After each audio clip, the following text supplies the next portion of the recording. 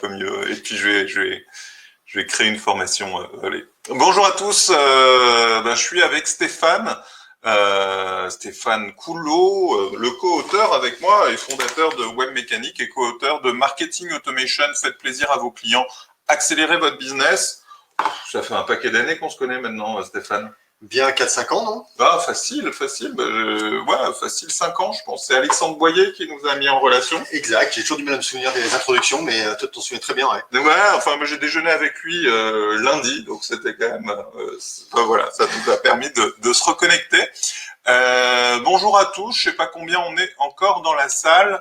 Non, on va pouvoir attaquer, on est déjà un bon petit nombre, ça va être sympa.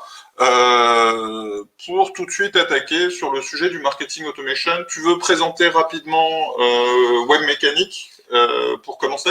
Très bien, merci Gabriel déjà de m'accueillir chez toi, dans ton bureau. Magnifique. Eh bien, oui, Webmécanique, on est né en 2015.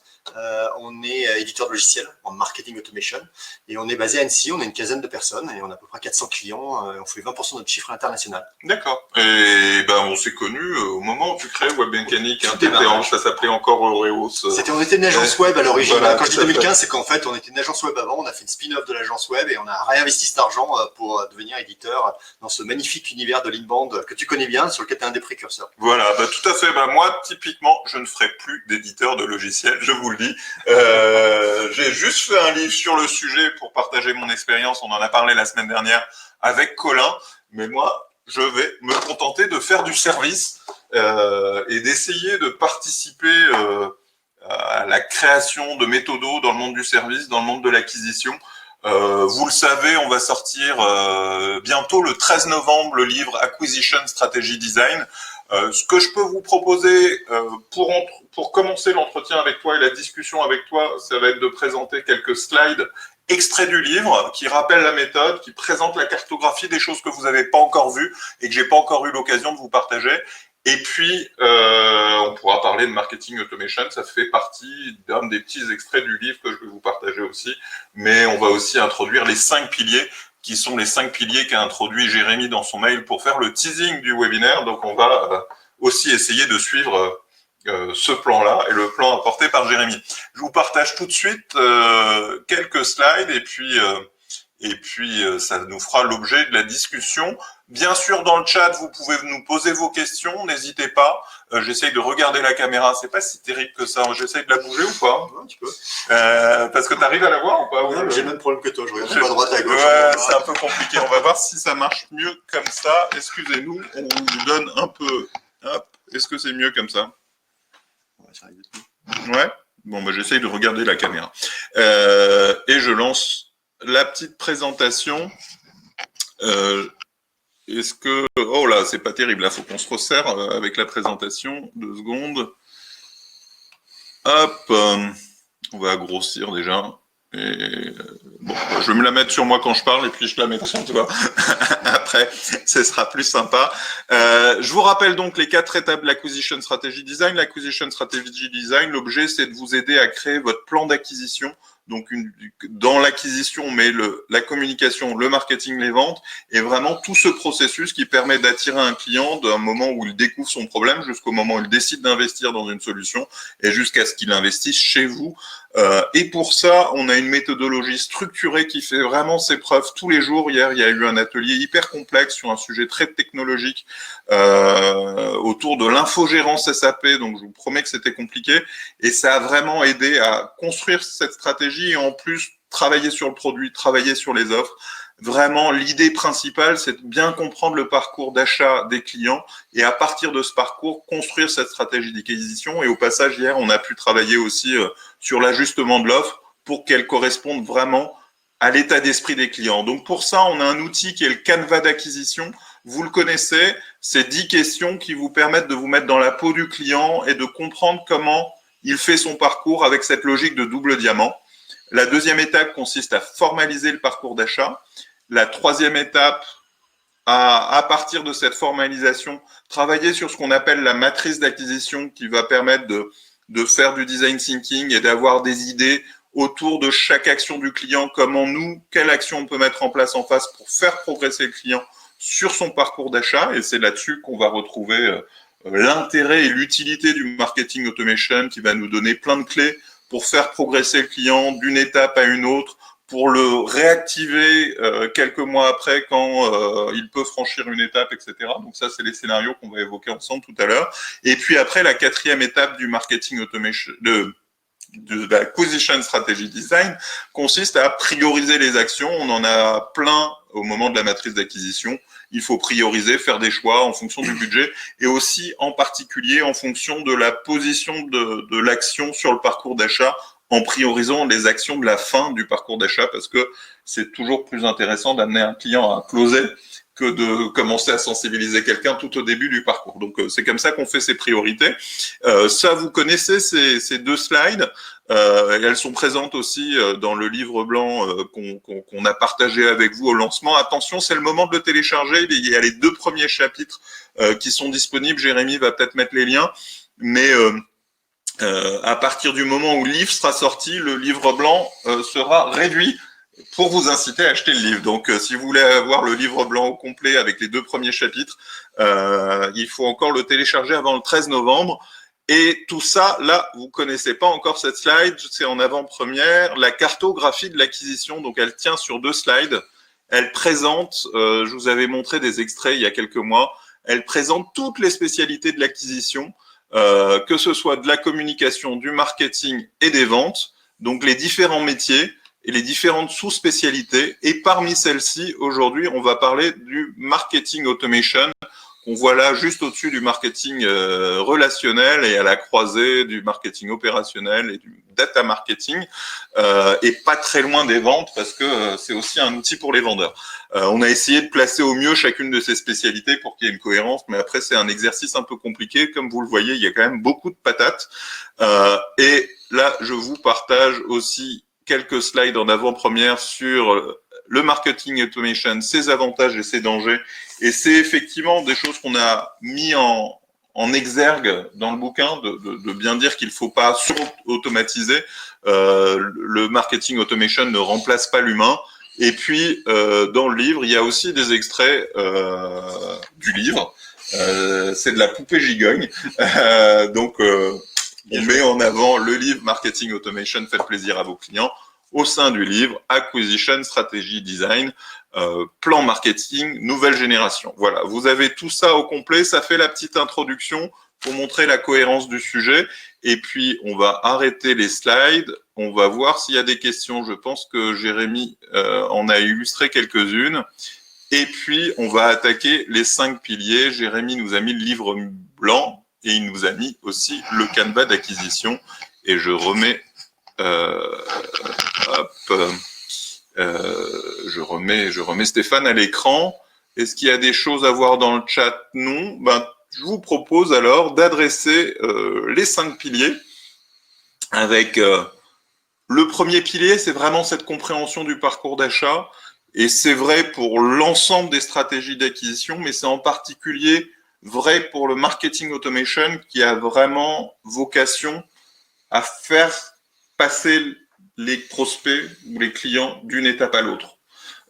Comment tu vois ça, Stéphane? Moi, je trouve ça, on a toujours été parfaitement complémentaires et je trouve que là, au travers de cette acquisition strategy design, on est vraiment très complémentaires. Pourquoi? Parce que le marketing automation, comme tu l'as bien montré, c'est une brique et puis c'est un outil parmi d'autres. Effectivement, les commerciaux sont connectés à ça, mais le support aussi. Enfin, il y a plein de toute l'entreprise est connectée et en fait, c'est une véritable industrialisation de l'entreprise avec des processus qu'on va automatiser pour le bénéfice de tous, mais pas que pour de l'acquisition. Ou alors, plutôt, je vais dire, l'acquisition se fait en permanence. C'est-à-dire qu'on peut faire de l'acquisition en permanence, même sur sa base client. Ce que je veux dire, c'est que c'est pas uniquement pour des nouveaux clients. On tape pas forcément que sur les prospects. Et même nous, on conseille d'ailleurs à nos clients de réfléchir aux process qui font durer leurs clients plus longtemps, qui leur font consommer plus ce qu'ils leur vendent, qui leur font vendre des produits complémentaires. Bref, une fois qu'on sait très bien faire ça, une fois que cette machine elle tourne bien, faire l'acquisition c'est d'autant plus rentable. L'acquisition sur des prospects purs.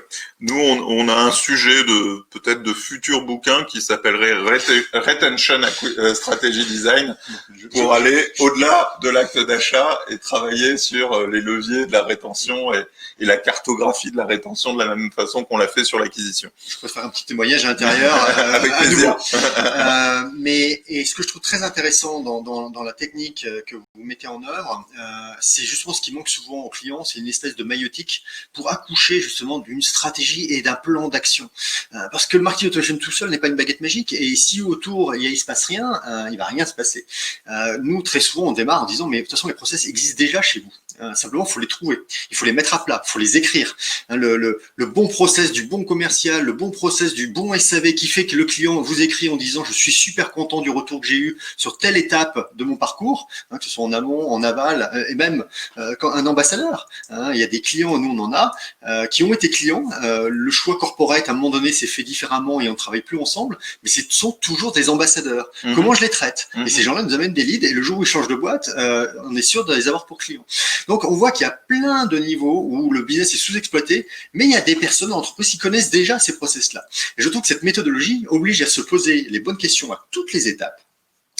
Et en plus, tu fais bien la différence entre des ventes relativement simples en termes de processus, si je vends des chaussettes en ligne de l'archiduchesse, ou si je fais des ventes complexes, si je vends une centrale nucléaire. Je suis un peu provocateur en choisissant la centrale nucléaire avec des cycles extrêmement longs et extrêmement politisés, mais n'empêche que tu permets dans ce bouquin, quel que soit le business des gens, d'accoucher justement de ce plan d'action dans lequel on va retrouver des processus de marketing automation, c'est-à-dire qu'on va décider de ce qu'on va automatiser pour rendre l'information disponible au bon moment pour les bonnes personnes, mais au milieu d'une stratégie globale. Et souvent, c'est cette stratégie-là qui manque chez les clients. Donc, je trouve que ça va nous permettre de placer beaucoup plus de marketing automation et que le marketing automation soit beaucoup plus efficient chez nos clients s'ils appliquent ta stratégie. Ouais, non, mais c'est vrai. En fait, moi, l'idée de base, effectivement, d'acquisition strategy design, c'est qu'il faut arrêter de faire ces stratégies marketing, ces plans marketing sur la base de brainstorming uniquement, de benchmark, etc. Et qu'il faut quelque chose pour structurer ça. Et le truc naturel qui structure un plan marketing ou une stratégie d'acquisition, c'est le client et son parcours d'achat. Donc, on va au-delà de la persona, on décompose vraiment toutes les étapes, et dans ces étapes-là, sur une vente complexe, on peut avoir plusieurs personas qui s'imbriquent. Et quand on comprend le parcours d'achat du client, celui qu'il réalise aujourd'hui ou celui qu'on aimerait lui faire réaliser demain, on peut créer, nous, de notre côté, le bon processus pour le faire, avec l'ensemble des actions, que ça vienne de la communication, du marketing ou des ventes. Et je te l'accorde, le marketing automation, dans cette vision processée de l'acquisition, avec des étapes à faire franchir aux clients et donc des actions, nous, à mettre en place et à cadencer, le marketing automation est un outil... alors, je dis pas qu'il est indispensable et qu'il s'applique à tous les processus d'acquisition, mais dans de nombreux processus, il vient combler des briques et faire passer l'information d'un acteur du process à un autre, un peu dans le prolongement d'un CRM ou en concomitance avec un CRM.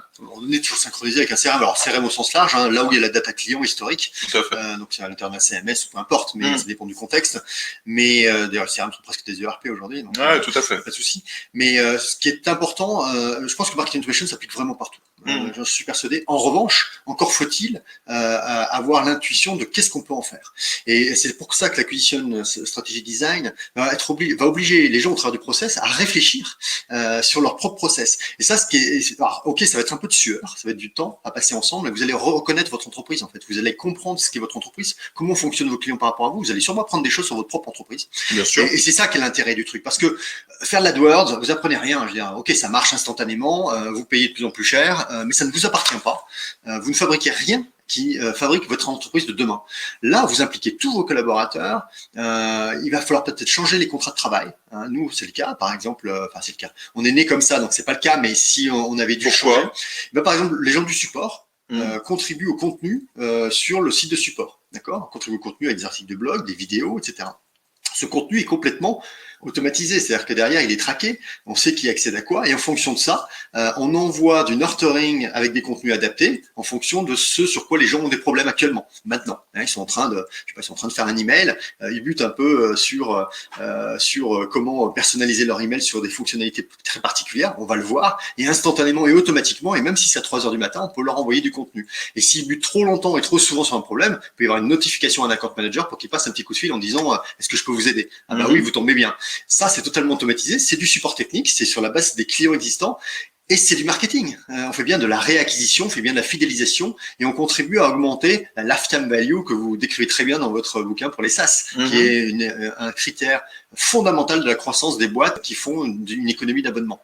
Comme les logiciels, mais pas que. Bien sûr, banque, c'est assurance, indispensable. Mais même dans le métier de l'agence, moi, dans mon métier, si je réussis à faire augmenter la valeur du client dans le temps et donc à les garder plus longtemps et à re-signer, j'augmente la valeur de ma boîte incontestablement. Donc ça s'applique à bien plus largement cette idée qu'uniquement au SaaS et au métier de l'abonnement. Et on voit bien que les personnes du support n'avaient pas ça dans leur contrat de travail à l'origine, de faire des contenus de type marketing. Ouais.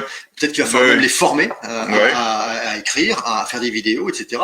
Et puis il faut qu'ils l'acceptent parce que c'est un petit changement de paradigme dans leur métier. Nous, dans notre contrat de travail depuis 2016, il y a l'obligation pour tous les collaborateurs, y compris à la finance, à la comptabilité, etc., de rédiger un contenu toutes les 2 semaines pour alimenter le blog. Donc on avait ça aussi, alors c'est pas lié au marketing automation, mais c'était lié à notre vision de l'inbound marketing et à notre capacité effectivement à nourrir ce blog en partageant notre expertise et notre passion du marketing. Je pense que chez Alstom ou L'Oréal, c'est moins le cas. Oui, non, c'est plus nouveau. Le deuxième pilier préparé par Jérémy, c'est quel contenu promouvoir à quelle étape du parcours d'achat. Est-ce que tu as, par rapport à ça, une réflexion, une vision, une réponse ou des réponses multiples? J'ai eu droit à l'origine du bouquin, donc je sais que tu as quelques passages qui expliquent très bien les contenus qui sont adaptés effectivement au moment où on veut engager la relation. Et quand je dis engager, c'est effectivement un engagement progressif. Donc au début, les gens sont curieux, se posent la question de est-ce que ça va répondre à mon problème, ensuite comment ça y répond, ensuite comment faire, etc. Donc et puis des éléments de réassurance, et notamment dans notre univers sur la data, où est-ce qu'elle est sécurisée, voilà, etc., etc. Et ces contenus-là, j'allais dire, justement, l'acquisition strategy design va permettre de découvrir où est-ce qu'il y a des trous dans la raquette. Parce qu'en général, les entreprises, c'est pas qu'ils n'ont pas de contenu, c'est qu'ils ont des contenus qui sont un peu en vrac. Si je reviens à mon exemple du support, 80% du temps, on arrive dans une entreprise, il y a des pages FAQ quelque part, mais c'est des PDF, alors surtout quand c'est dans l'industrie, par exemple, c'est des PDF qui sont stockés sur une arborescence, c'est impossible à trouver. Puis ça des noms pas possibles, et puis c'est pas référencé en plus, c'est référençable sur Google, par exemple. Donc, c'est des contenus qui servent pas à grand chose, en fait, en définitive, si ce n'est à des ultra spécialistes. Mais donc souvent il s'agit de réagencer, remettre en musique et puis combler des trous parce qu'il y a forcément des domaines sur lesquels on a plus investi. On n'a pas répondu à la question que se posait le client. Non, c'est même pas posé la question de quelle question s'est posé le client à ce moment-là, mais c'est assez légitime et on le fait tous et c'est un truc sans fin. C'est-à-dire qu'il y a toujours un moment parce que nos business évoluent, ils sont pas statiques, nos offres évoluent, on va faire des rachats, des acquisitions, etc. Et donc il va falloir se reposer cette question, d'où l'intérêt d'avoir un cadenas de réflexion là-dessus. Alors après les contenus, on les connaît aujourd'hui, c'est des webinars, c'est des vidéos, c'est des livres blancs, c'est des livres tout court papier et qu'on va décliner. C'est-à-dire que notre livre qu'on a fait ensemble sur le marketing automation, tu l'as réutilisé dans ton bouquin suivant, on le réutilise dans nos slides quand on fait des conférences ou des webinars, ça alimente nos réflexions et on le fait vivre d'ailleurs ce contenu d'une manière ou d'une autre. Et après, on peut même considérer que au sens plus large, un contenu, c'est tout. C'est une rencontre sur un salon, c'est une présence à une conférence. Il y a encore des salons en ce moment, c'est plus compliqué. C'est aussi, comme tu le disais, un commercial ou quelqu'un du support qui prend son téléphone pour appeler et pour compléter le parcours et pour faire progresser. Donc, on peut parler au sens large plus d'action et pas nécessairement de contenu parce que le marketing automation ne porte pas que du mail, du texte, de l'audio, mais peut porter une alerte pour le commercial pour que lui fasse une action de son côté. Et c'est les deux en même temps, en fait, c'est les trois ou les quatre en même temps. Je suis concessionnaire automobile ou dans l'immobilier, j'ai un configurateur, alors j'ai resté sur l'automobile, j'ai un configurateur en général sur tous les sites, c'est des constructeurs. Je remplis je passe quand même bien 2-3 minutes à le remplir, c'est ce qui est long à l'échelle du web. Derrière, j'ai un prix, etc. Évidemment que derrière, je peux recevoir un catalogue print du véhicule complètement personnalisé. C'est du contenu, et c'est un contenu très très utile. C'est beaucoup plus utile de l'envoyer comme ça que sur le simple critère d'âge, de profession et de carte grise, sur le fichier carte grise. Et en même temps, quand ça fait plusieurs fois parce que j'ai un scoring qui commence à monter, parce que j'ai plusieurs actions, plusieurs fois sur la même marque, que ça c'est un peu l'action ultime, d'être appelé élégamment pour être invité à un essai en concession, c'est parfait. C'est juste parfait, c'est le bon timing. Alors que d'envoyer un SMS à toute ma base de la concession qui ont acheté un véhicule dans les 20 dernières années pour leur dire il y a un essai de telle voiture sans savoir si ça correspond à mes choix, mes envies, ça sert à rien et ça pollue. Et même, je pense qu'un jour, ça sera même interdit. Je pense à l'email. Aujourd'hui, les FAI, quand vous envoyez des emails un peu partout sur toutes vos bases sans les avoir qualifiés avec plein de rebonds, le FAI vous met en spam de plus en plus. Je pense quand même qu'un jour, on vous interdira d'envoyer des emails parce que vous avez fait trop de bêtises avant. Il y aura une sorte de passeport qui vous donnera le droit de continuer à faire du marketing relationnel. Ouais. Oui, tout à fait. Donc c'est bonne pratique qui contribue. Faut bien segmenter, faut bien cibler, etc. Et c'est ce qu'on évoquait un peu sur les dangers, c'est d'envoyer le même message à tout le monde, de manquer de discernement, d'envoyer trop de messages et de surutiliser la machine sans y mettre de l'intelligence. Je pense que si je descends de chez toi tout à l'heure et que je propose à tous les gens que je rencontre, est-ce que vous voulez coucher avec moi ce soir, je pense que la police va vite me tomber sur le paletot. C'est un peu la même chose en marketing. Ouais, si tu le fais élégamment comme ça, tu ne seras peut-être pas pris par la police. Malentendu. Non, mais c'est que la police, elle a quand même pas, elle a d'autres sujets à traiter qu'un mec avec une jolie chemise qui demande ça gentiment. Mais si tu le fais avec un peu plus de grossièreté, peut-être que la police s'en préoccupera. Un point sur l'alignement marketing-vente. Alors, c'est plus qu'un alignement, on collabore. Avant le marketing, et j'ai connu cette période, organiser ses salons, organiser ses business case dans son coin. De temps en temps, demander au commercial s'il pouvait donner un contact ou deux pour faire le document ou le contenu. Et puis les salons, eh bien en général, c'était à l'hashtag et le marketing se plaignait toujours des commerciaux qui ne relançaient pas les leads post-salon.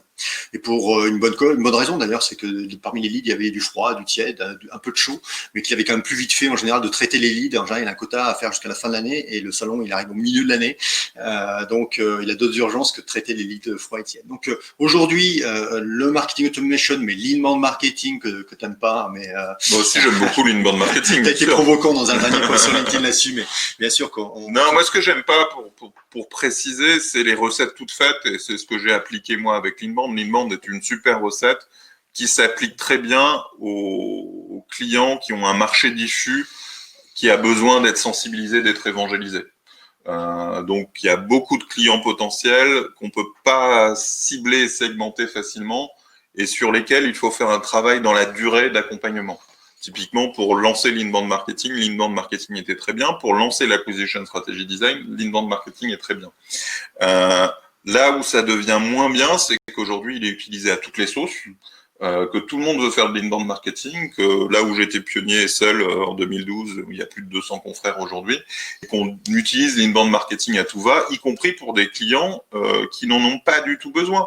Quand vous avez une cible de clients qui se compte à moins de 10 000, avec 2000 prospects potentiels, par exemple des architectes SAP, parce que je travaillais sur architecte SAP hier, on va pas faire de l'inbound marketing. Alors oui, il y a peut-être besoin de sensibilisation, de contenu, de travail dans la durée, mais il y a une cible qui est tellement réduite qu'on fait de l'ABM, qu'on fait de la prospection, qu'on fait du commerce, qu'on produit des contenus malgré tout pour éduquer cette cible, pour participer à la réflexion. Donc on peut faire des livres blancs, mais ces livres blancs, on n'attend pas qu'ils soient téléchargés tout seuls en référencement naturel ou parce qu'on a une présence sociale. Il faut aller toquer à la porte. Soit sur LinkedIn, mais plutôt en mode prospection, soit en se constituant en fichier, pour proposer nos contenus et participer à l'éducation de façon beaucoup plus ciblée. Et c'est ce que fait l'acquisition strategy design, c'est qu'on va créer la bonne stratégie selon le parcours d'achat du client et selon sa taille, etc. Et on va pas juste toujours appliquer la même recette comme l'ABM. Enfin, l'ABM, l'inbound, le gros hacking, on est plutôt dans un livre de recettes avec applique ça et fais ce que je te dis. Là où dans l'acquisition strategy design, on crée la recette, on a la méthode pour créer la recette. Oui, alors les recettes, c'est quand même utile parce que ça permet de cadrer la réflexion. Si on se contente d'appliquer bêtement les recettes sans les adapter à ces situations, c'est là où pose le problème. D'où l'intérêt d'aligner le marketing et les ventes, c'est-à-dire se poser les questions ensemble.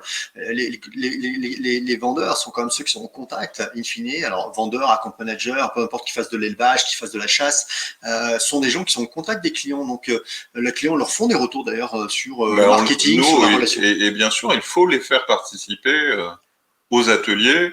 Le parcours d'achat, quand il y a des vendeurs, ne peut pas être défini seul par le marketing. Ça doit être un travail déjà d'alignement au démarrage entre le marketing et les ventes, de formaliser ensemble à travers le canevas d'acquisition, mais à travers aussi des remontées clients, des études si besoin, etc., de formaliser ensemble le parcours d'achat et de voir après justement cet alignement, de le travailler dans cette intégration du parcours d'achat et des différentes actions du parcours. Mais il n'y a pas que les vendeurs. En fait, on a vu tout à l'heure l'exemple des pages FAQ ou du support. Les gens du support qui sont en contact aussi avec les clients à un moment donné doivent être impliqués dedans. Le livreur, si vous avez de la logistique, doit être impliqué dedans parce que lui aussi il a un contact à un moment donné avec le client. Les ressources humaines, s'ils font de l'inbound recruiting au lieu de l'inbound marketing, mais donc on a la même démarche d'acquisition de nouveaux candidats, de nourrir les candidats et quand ils sont candidats, de nourrir la relation avec les employés et même lorsqu'ils sont partis de l'entreprise, continuer à animer un réseau d'ambassadeurs ou d'alumni. Ça veut dire que les ressources humaines sont aussi des acteurs de tout ça. Donc ça veut dire que le marketing aujourd'hui est une fonction transversale mais qui va très très loin, qui touche quasiment toutes les fonctions de l'entreprise parce que les contenus auxquels accèdent les clients,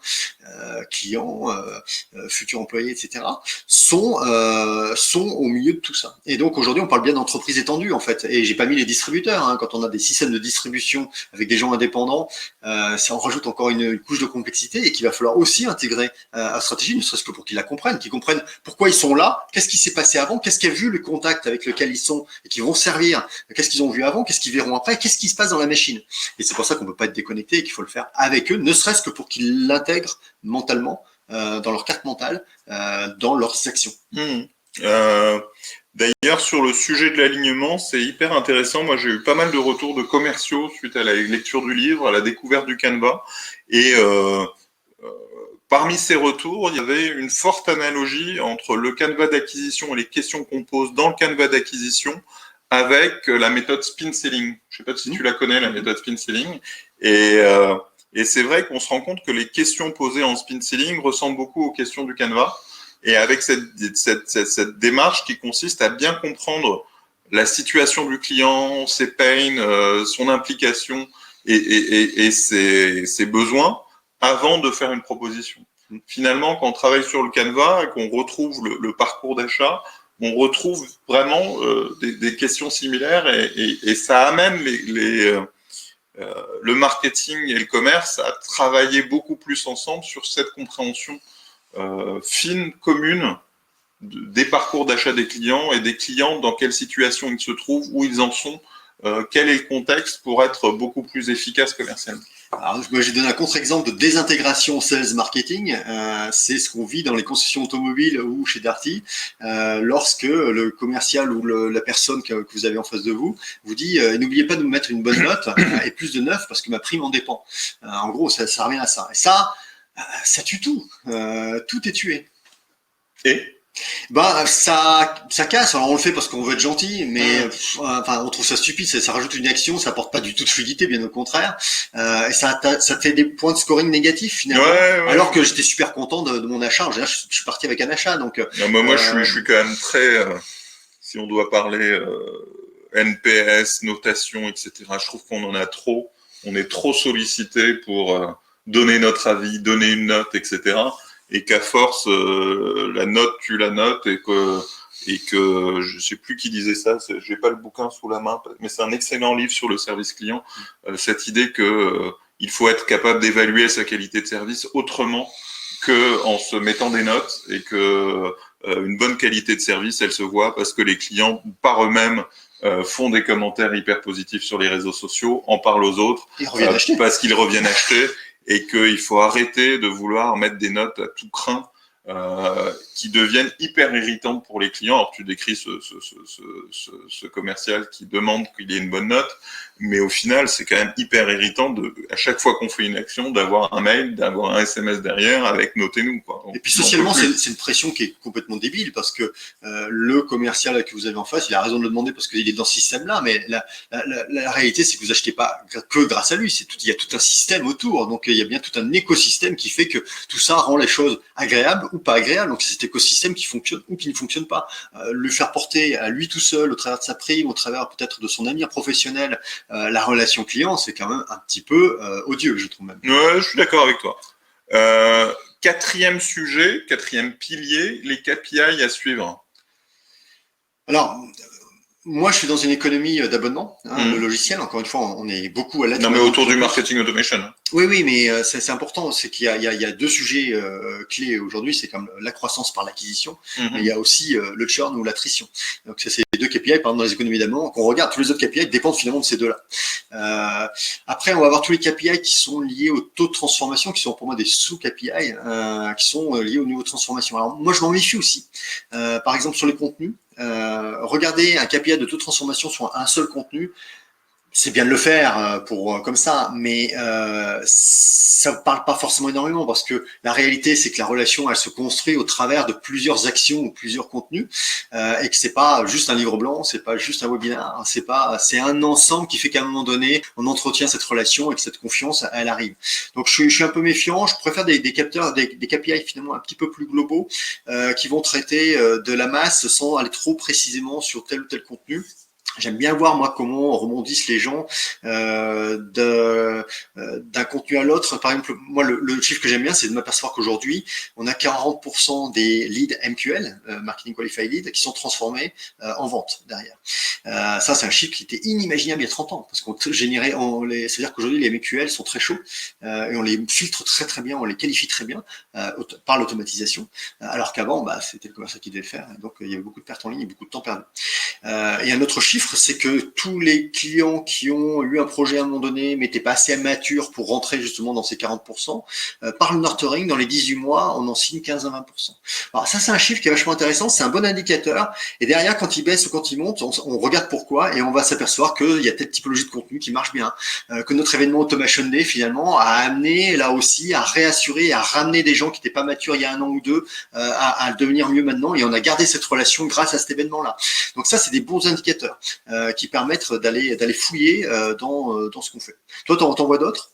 Moi, la démarche que j'ai de plus en plus, c'est de construire les indicateurs et les étapes, non pas sur des conversions individuelles. Je suis d'accord avec toi que le taux de conversion d'une landing page ou le taux de conversion le taux d'ouverture ou le taux de clic sur un mail, etc.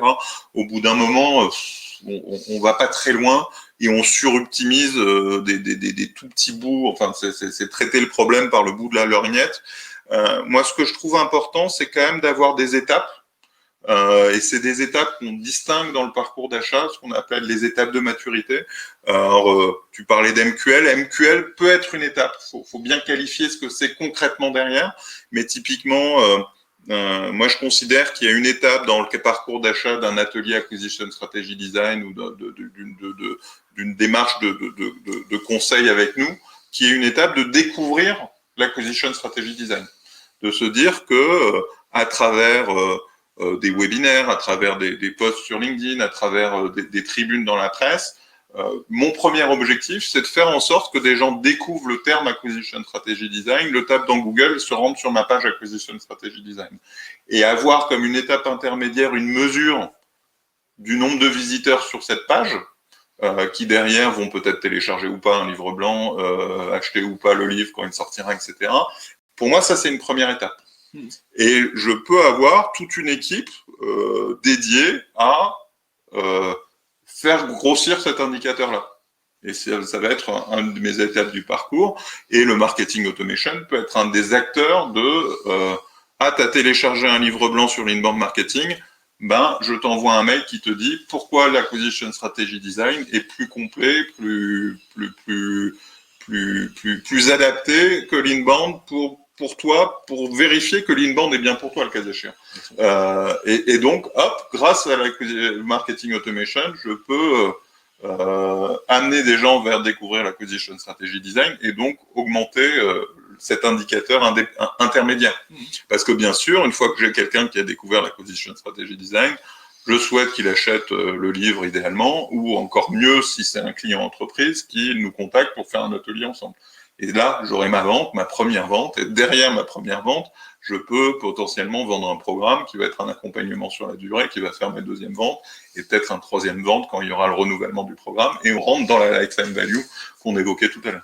Exactement, et là, actuellement, on a un projet qui est d'actualité. On a sorti notre nouvel email builder, qui est déployé sur nos clients, mais en mois de novembre, on va lancer notre programme d'e-learning dans toute notre formation, et aujourd'hui, va être en ligne, en vidéo, fait par nos account managers. Donc, on est en train de terminer les montages. Et typiquement, on va mesurer en termes de KPI, évidemment, la fréquence des clients à aller sur ces contenus, plutôt que quel contenu, etc. Et on va regarder les impacts, notamment sur l'attrition et le churn. Et on va bien voir que si ça a un impact, on espère que ça aura un impact positif, comme l'a eu toute notre stratégie sur les sites de support, qui a eu un véritable impact. Là, on a divisé par 2,5 l'attrition au moment où on a lancé toutes ces stratégies, et dès la première année, ça a été un ROI très rapide. Et on espère là aussi continuer à avoir des KPI, alors sur le churn, mais aussi sur l'upselling, c'est-à-dire de faire chose que les clients vont utiliser plus de fonctions, donc sur plus de points de contact du parcours client, et donc au final augmenter le nombre de contacts qualifiés qu'ils vont faire, mais ils vont peut-être l'utiliser aussi sur d'autres filiales de leur entreprise, etc. Donc ça, c'est des KPI intermédiaires. Ce que l'on voit dans ce que tu me dis et dans ce que je suis en train de raconter, c'est que ces KPI sont quand même là aussi très lié à l'entreprise, à ses process, à son business, et donc il faut bien à un moment donné un canevas de travail pour les en accoucher. Et puis ils vont être évolutifs. Alors les KPI, c'est compliqué, c'est que quand on peut toujours les faire évoluer, mais le problème c'est qu'il faut avoir un historique pour qu'ils aient un intérêt. Tout à fait. Et donc on le fait pas évoluer tous les 4 matins, parce que retrouver l'historique par rapport à ce KPI, c'est toujours un peu compliqué. Donc c'est un peu comme les intégrations CRM. À un moment donné, quand on les a posées, on les garde un certain temps. Rien n'empêche de temps en temps quand même, mais c'est plutôt les mêmes KPI qu'on va appliquer à d'autres business units ou sur des nouveaux sujets. Voilà, comme là, l'e-learning, forcément, c'est un nouveau sujet. On n'a pas d'historique réellement, mais il y en a quand même un qu'on va alimenter, c'est celui de l'upselling, c'est celui de l'adselling et c'est celui de l'attrition qui, lui, et on a un historique depuis les débuts de l'entreprise. Dernier sujet, puis après, on sera aussi dans l'échange. J'ai pas vu beaucoup de questions dans le chat, mais n'hésitez pas à en faire. L'optimisation des scénarios avec l'A/B testing, et ça rejoint quand même de près cette question des KPI. Comment t'A/B test, comment t'optimises avec cette vision des macro KPI et puis des micro KPI qui sont ceux de l'outil. Alors l'A/B testing, c'est à la fois quelque chose, le concept est super simple. Effectivement, j'hésite entre le rouge et le bleu, je le mesure, et si c'est 50-50, je suis un peu dans la panade. Mais si c'est 80-20 pour le rouge, je vais foutre du rouge. Bon, ok, c'est pas en contradiction avec ma communication et mes valeurs, évidemment. Maintenant, l'A/B testing, c'est compliqué parce que on pourrait tout A/B tester en permanence, et c'est vrai qu'en général, on focalise sur des choses plutôt nouvelles qu'on est en train de mettre en place, mais on pourrait aussi continuer à A/B tester des choses qu'on a déjà mis en place avant. Ça prend de l'énergie, ça prend du temps, c'est pas toujours simple. En revanche, c'est simple à mettre en œuvre, et je le conseille quand on a une hésitation en fait. À un moment donné, on a plutôt une bonne idée, maintenant vous la validez, ou dans le groupe tout le monde n'est pas d'accord, je trouve ça intéressant de le tester, ou le KPI n'est pas bon derrière, on pensait que ça allait être bien et puis en fait ça marche pas, on va essayer d'autres choses et là on va A/B tester. Donc moi je le focalise plutôt là-dessus, et l'A/B testing finalement en marketing automation, ce qui est génial, comme le dit Niels Bohr, en marketing, ce qui ne se mesure pas n'existe pas, donc on peut tout mesurer, et aujourd'hui vraiment on peut tout mesurer par rapport au marketing à la papa d'il y a 30 ans. Donc profitons-en, et il y a à chaque fois qu'on a une déconnexion entre ce qu'on pensait et la réalité, ou nos objectifs et la réalité, ça vaut le coup de tester des nouvelles choses, et on peut tout tester, le contenu d'un email, la landing page derrière, j'ai dire même le catalogue papier qu'on a envoyé, est-ce qu'il génère bien des visites en concession pour l'essai automobile, enfin on peut vraiment tout A/B tester. Moi je le conseille sans en abuser. Encore une fois, quand vous avez des signaux faibles qui vous montrent que ça fonctionne pas, ou quand vous avez une grosse hésitation avec l'équipe, c'est un bon juge d'arbitre. Moi je suis vraiment d'accord avec toi. Encore une fois, je trouve que ça sert jamais c'est jamais très efficace de suroptimiser un petit bout d'un parcours s'il y a des énormes trous dans la raquette ailleurs. Et ce que je vois trop souvent chez les clients, ou même de façon générale, on a cette culture un peu de la perfection, de l'expertise. On va aller fine-tuner un truc à fond alors qu'on n'a pas traité tout le reste du parcours, mais on est très à l'aise sur son petit bout technique et de fait, on se disperse. Et l'A/B testing, moi, je considère que ça a du sens. Effectivement, quand tu le dis, quand il y a une hésitation, c'est facile. Il y a 2 points de vue, on teste les deux, on voit celui qui marche le mieux. Ou quand on est sur un truc où il y a tellement à gagner par l'A/B testing, par exemple, vous avez une landing page, il y a plusieurs milliers de gens qui y vont tous les jours ou tous les mois. Là, ça commence à être intéressant d'optimiser et même de gagner 2% sur cette landing page, ça vaut le coup. Mais aller optimiser une landing page où il y a 100 gars par mois, vous avez plus à travailler pour qu'il y ait plus de gars qui viennent sur la landing que la landing en elle-même soit plus efficace. Alors bon, si elle est à 0% ou à 1%, là, il faut travailler, mais si elle est à 20, 25, ou la jeter, ouais. Si elle est à 20, elle est à 20, ça va pas changer grand-chose de la passer tout de suite à 22. Vaut mieux envoyer 200 personnes à la place des 100 premières. Et c'est ce genre d'arbitrage qu'on oublie souvent dans l'A/B testing, c'est qu'on optimise son petit machin ou son petit email et tout le reste a encore des grands trous dans la raquette. Donc voilà, avec parcimonie, sur des situations simples où on a des doutes, sur des situations où c'est vraiment pas bon et que le trou dans la raquette, il est à cet endroit-là et qu'on a déjà un truc en place et qu'il faut l'améliorer. Mais dans le reste des cas, mettez en place vos process complets, vous assurez-vous qu'il n'y a pas de trou dans la raquette et améliorez après au fur et à mesure là où ça pêche, quoi. On est vraiment dans cette vision process, dans cette vision systémique, de se dire que ça sert à rien d'optimiser un truc si tout le reste fuit, quoi. Donc faites en sorte d'abord qu'il n'y ait pas de grosse fuite et après petit à petit améliorer les tuyaux, les trous, les machins, mais c'est un process complet. Faut aller de A vers B complètement, quoi. D'où l'intérêt d'avoir des KPI un peu globaux, un peu pérennes, voilà, qui permettent aussi de garder un peu de recul par rapport à si la dernière sortie de votre livre blanc marche pas, c'est pas très très grave, vous en ferez d'autres. Hein, je veux dire, en général, vous n'avez pas un livre blanc, ou alors vous avez un problème dans votre stratégie globale, mais vous n'avez pas un contenu. Donc ça arrive toujours d'avoir un truc qui marche moins bien, mais c'est pas très grave. Et donc, encore une fois, ça va dépendre des volumes. Si c'est votre produit phare qui fait 80% de vos ventes et que tout d'un coup vous avez une chute parce qu'il s'est passé un truc, là, on va vous allez regarder. Oui, on est d'accord. Pas que du marketing. Marion nous pose une question, c'est super, faites comme elle, posez-nous des questions, il nous reste un quart d'heure à passer ensemble sur un mode question-réponse, donc c'est plutôt bien. Merci Marion. Comment aborder l'acquisition dans un monde cookie-less? Comment optimiser le parcours de ses prospects pour amener à la conversion? Alors il y a 2 questions, je vais te laisser répondre d'abord à la première. Ouais, alors cookie-less, c'est pas tout à fait exact. Hein. Aujourd'hui, c'est pas que les cookies ne sont pas là, c'est qu'ils sont pas là d'office. Il faut les accepter. Moi, je les accepte régulièrement parce que ça m'apporte beaucoup de services. Ouais, enfin en même temps, il y a les accepter et puis il y a les nouveaux navigateurs qui les acceptent plus du tout. Ouais, enfin, il y a toujours, enfin, il y a un moyen de garder la relation à un moment donné. De toute façon, c'est les call to action. À un moment donné, vous savez qui c'est, et à partir de ce moment-là, les gens vont vouloir avoir envie de garder la relation d'une manière ou d'une autre. Donc, ce qui a été annulé par les navigateurs, c'est les cookies tiers, c'est-à-dire ceux qui sont posés, par exemple, par un Criteo. Criteo est un vrai problème aujourd'hui de business model parce que les cookies posés par un tiers, et ça concerne de l'achat média. Ça, en gros, c'est le 4x3 que vous voulez plus voir quand vous allez à la Défense sur l'avenue de la Grande Armée. Mais ça va disparaître effectivement.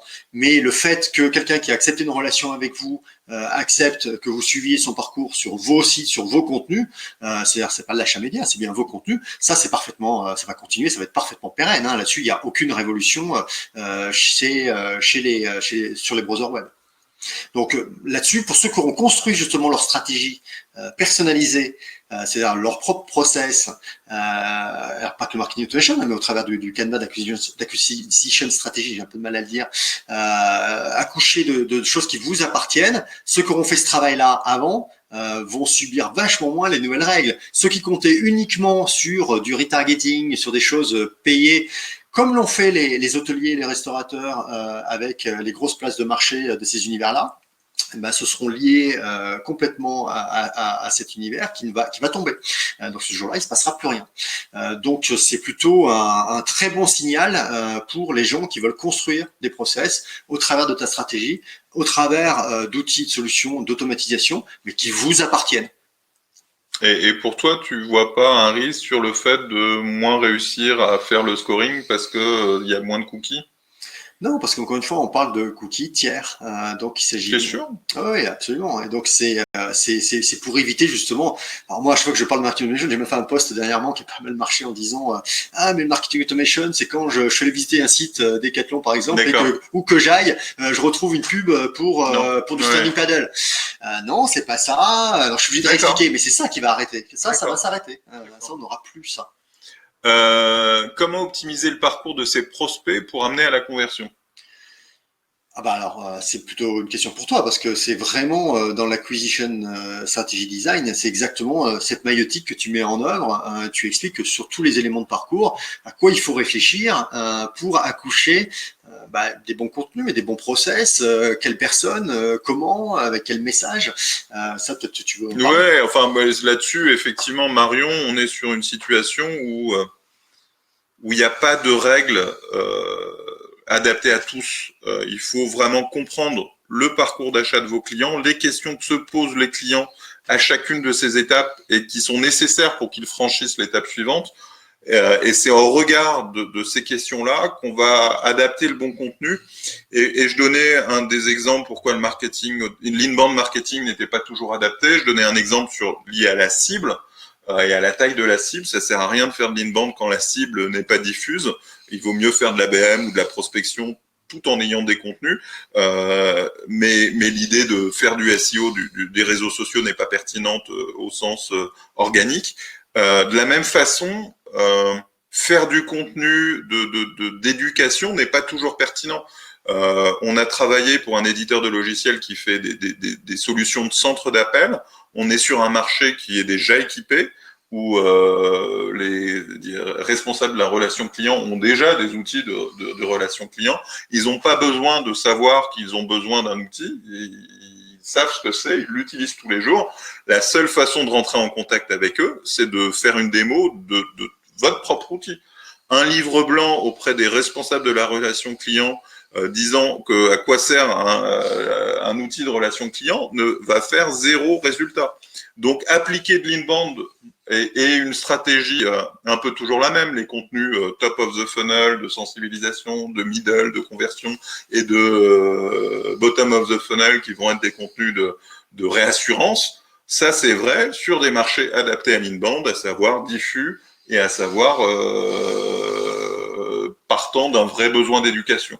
Il faut, en comprenant le parcours d'achat de vos clients, aller faire sur mesure cette découverte-là et de se dire, tiens, qu'est-ce que le client a besoin pour qu'il progresse? Qu'est-ce que je peux lui apporter? Est-ce que je lui fais une démo?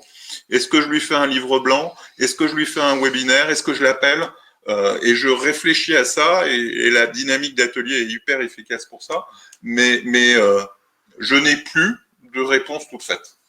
C'est un bon exemple là-dessus qui nous est arrivé, c'est que sur la dernière année, on s'est aperçu qu'on avait de plus en plus de leads de gens qui avaient déjà une solution de marketing automation. Bien sûr. Et la vraie raison, c'est la crainte, suite au Privacy Shield, etc., d'avoir des solutions où les data sont soit aux États-Unis, soit en Inde.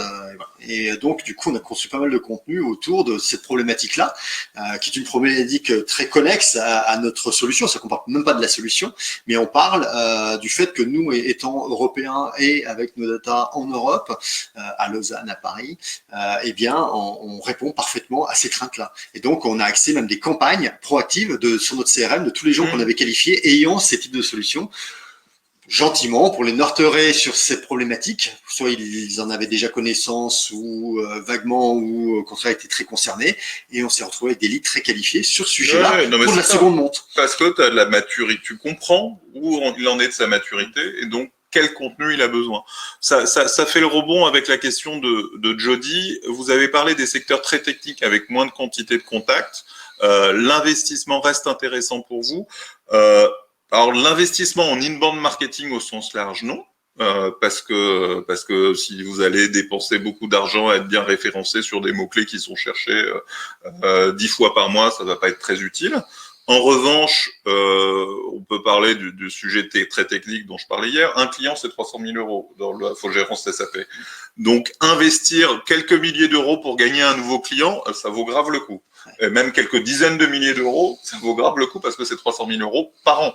Donc, avec une lifetime value d'abonnement qui reste 5, 10 ans. Donc, on part tout de suite d'1,5 million, de 3 millions, etc.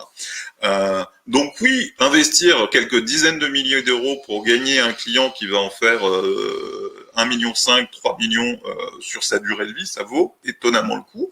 Et de fait, on va pouvoir faire une stratégie où on va faire des très bons contenus, où on va avoir des commerciaux qui vont être de top niveau avec une vraie qualité de discours et de conversation pour aller rencontrer nos cibles, pour aller apporter des contenus quasiment faits sur mesure pour le client. Et là, on rentre dans des logiques potentiellement d'ABM, d'account-based marketing, et c'est une autre recette qui, dans ce cas-là, peut bien s'appliquer.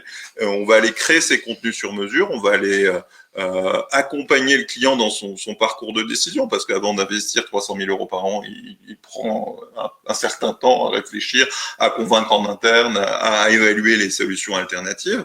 Et cet investissement, on va le faire autrement que sur les réseaux sociaux pour avoir plus d'abonnés et que sur le référencement naturel pour avoir d'être plus haut sur plein de mots-clés. On va toujours faire des contenus, faire de la prospection plus ciblée, avoir des bons commerciaux et l'investissement, on l'adapte à la situation du client. On parlait de KPI tout à l'heure, hein, le coût d'acquisition client, c'est clé. Lifetime value, la valeur du client sur toute sa durée de vie est clé. On a des industriels, quand ils gagnent un nouveau client, ils le gardent 10 ans. La première commande est 50 000 euros, la deuxième 500 000, la troisième 5 millions. Et sur 10 ans, c'est des sommes gigantesques. Ils en gagnent un tous les 2 ans de nouveaux clients, des fois sur des domaines très niches. Ça suffit, mais ce client, on va les amener après sur des filiales, etc. Donc, si vous vendez des chaussettes ou des gants, c'est pas la même stratégie. Tout à fait. Mais vous pouvez avoir le même type d'investissement. C'est une question de ratio. Donc, et sur quoi les mettre et tout ce que va vous permettre de faire l'acquisition strategy design, c'est de choisir les bonnes actions qui vont vraiment faire progresser vos clients dans le parcours d'achat. On arrive doucement à la fin. Moi, j'ai Karine qui nous a posé une petite question, disons, enfin, c'est pas une question, c'est plutôt une remarque, mais on avait un gros jargon. Alors, désolé, c'est vrai que, de toute façon, quels que soient les métiers, on a tendance à jargonner, surtout quand on est deux à avoir ce même jargon. C'est pour ça que dans le livre Marketing Automation, on s'est vraiment appliqué, d'ailleurs, à faire un lexique à la fin, sur tous les termes techniques. Donc, n'hésitez pas à y faire référence. Je pense que dans notre univers, c'est des termes qui sont un peu incontournables, très américanisés, parce que les Américains sont quand même les rois du marketing, dans tous les univers d'ailleurs, pas dans le logiciel, aux univers techno comme les nôtres, mais dans tous les univers hein, que vous savez. Ils ont une vraie culture marketing, c'est un vrai métier. Chez nous, on est quand même toujours tiraillé par le fait qu'on vend du vent, ce genre de trucs. Ouais, et puis ça, là où ils ont une vraie culture business, quoi. Et puis une culture des recettes aussi, on y revient un peu quand même, c'est vrai qu'ils aiment bien ça, des acronymes qui permettent tout de suite de savoir finalement de quoi on parle, dans quel univers on est, et qui est assez pratique. Tout à fait. Vous avez encore quelques questions, des dernières questions? On a quelques minutes. Moi, je vais annoncer le webinaire de la semaine prochaine. La semaine prochaine, on a parlé d'SAP aujourd'hui. On va être avec le directeur marketing de SAP Concur, qui est un de nos clients. Mais on va pas parler d'SAP, on va parler d'un sujet qui vous touche tous, c'est comment gérer, animer une équipe marketing en temps de Covid. Pierre s'est retrouvé nommé directeur marketing juste avant le confinement. Donc, il a eu à s'occuper, à encadrer, à manager son équipe qui était nouvelle pour lui, même s'il en venait, c'était une promotion interne, depuis chez lui, en visio, et puis derrière il les a retrouvés, je suis même pas sûr qu'il les ait retrouvés à la tour, il a peut-être réussi, il a commencé, mais en tout cas il va nous parler de tout ça, et puis on va discuter sur une problématique la plus métier d'animation, de management, d'équipe marketing. Donc ça va être très intéressant, c'est la semaine prochaine avec Pierre Bonnefoy, directeur marketing de SAP Concur. Pas d'autres questions, c'était encore toujours un plaisir d'être avec toi, Stéphane. Partagez, Gabriel. On aura l'occasion dans les prochains mois, années, de faire peut-être un deuxième livre ou de faire des vidéos, d'autres choses ensemble. On trouve toujours des trucs à faire ensemble. Tout à fait. Si vous avez des questions, posez-les sur LinkedIn. On est vraiment très disponible, en message privé ou public, peu importe. On répond régulièrement. Et on a aussi pas mal parlé du livre dont on vous parlait la semaine dernière, qu'on a fait avec Colin Lalouette d'Advisor, tous les secrets de la croissance pour accélérer la vente de votre solution logicielle SaaS. Voilà, t'en as parlé, c'est sympa. Il y a des bons indicateurs qui, au-delà du SaaS, s'appliquent quand même à tous les business et introduisent une culture. Tous les business d'abonnement. Ouais, mais même au-delà, parce que là où je te rejoins, c'est que cette notion de lifetime value, elle existe aussi. Alors pas souvent, on n'a pas le ARR et le MRR, donc les indicateurs de revenus annuels, etc. Mais on a cette notion de dire, un client qu'on garde, qu'on fidélise, qui va re-signer d'année après année, on va pouvoir mesurer cette valeur du client dans la durée et donc la comparer au coût d'acquisition initiale. Donc, un certain nombre de ratios qui sont existants pour les business de l'abonnement se reproduisent sur des business qui ne sont pas nécessairement des business d'abonnement. Heureusement qu'on avait terminé le webinaire. Voilà, tout à fait. Et Jérémy a partagé, alors il a partagé du Amazon, si tu veux rattraper le coup en mettant de la librairie. Librairie.com qui peut vous livrer chez votre libraire en plus. Voilà. Mais en tout cas, vous pouvez retrouver ces deux livres dans toutes les bonnes librairies, sur Amazon, à la Fnac, sur la librairie.com. Donc, faites bosser français. Merci à tous. Merci Stéphane. Bon, on n'a pas respecté la distance. Je me suis testé la semaine dernière et c'était bon. Ouais, moi je l'avais déjà eu, donc je pense être rémunusé aussi. Allez, à bientôt. Salut à tous. Ciao.